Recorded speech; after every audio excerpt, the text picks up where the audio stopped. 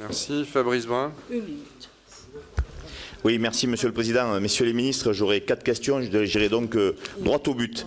Comment accueillez-vous la possibilité pour les entreprises qui le souhaitent de bénéficier d'un différentiel de remboursement du PGE, prêt garanti par l'État, de 24 mois au lieu de 12?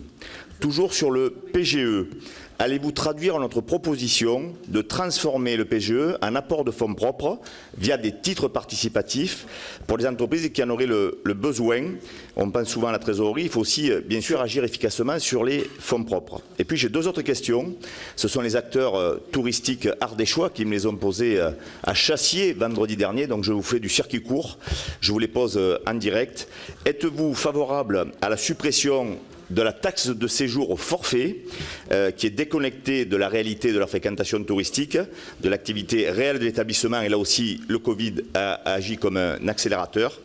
Et allez-vous accéder à la demande des acteurs touristiques d'un crédit d'impôt sur investissement ou d'un mécanisme de suramortissement pour soutenir l'ensemble de la filière touristique?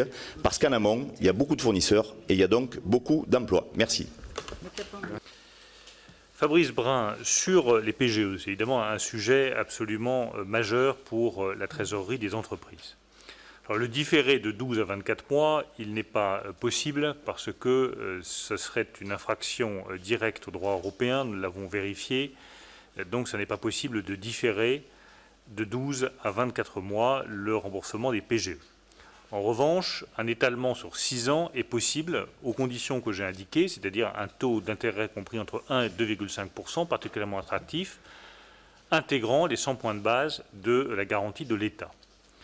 Sur les apports en fonds propres, c'est aussi un point absolument capital. Donc c'est une autre option qui sera ouverte. Elle est différente de la prolongation de la maturité des prêts. Il s'agit de souscrire un nouveau prêt qui sera un prêt participatif, en quasi-fonds propres, qui ne pèsera pas sur l'endettement des entreprises et qui ne peut fonctionner que s'il y a une garantie de l'État, que nous avons évaluée à 3 milliards d'euros, ce qui devrait permettre de lever de 15 à 20 milliards d'euros de fonds propres. Donc je pense qu'on répond très précisément avec cette mesure aux besoins de fonds propres sur lesquels je suis tout à fait d'accord avec vous. Il y a de la part des entreprises une attente extrêmement forte.